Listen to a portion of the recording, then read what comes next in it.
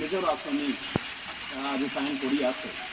আজি এইখিনি প্ৰেৰণা দিবলৈ, এইখিনি গাইডেন্স দিবলৈ মই আপোনাক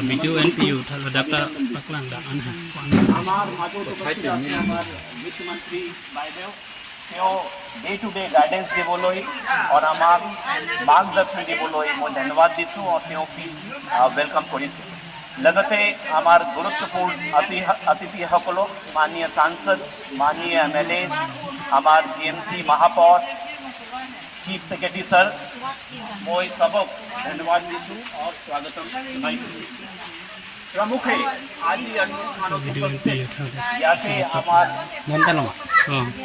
अराउंड 10,000 12,000 हमारे कार्यकारी हकोला से आरु 25,000 पोलिंग बूथों तो उपस्थित आरु हमार अरुणोदय हिताधिकारी हकोला से त्यो सबक मैं नमन करिसु अकमर मात्र आई हकोलक जार बादे आमी এটা প্ৰেৰণা পাওঁ।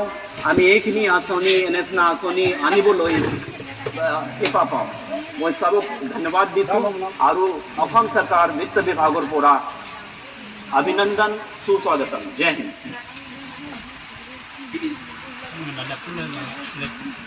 ধন্যবাদ মহাশয়।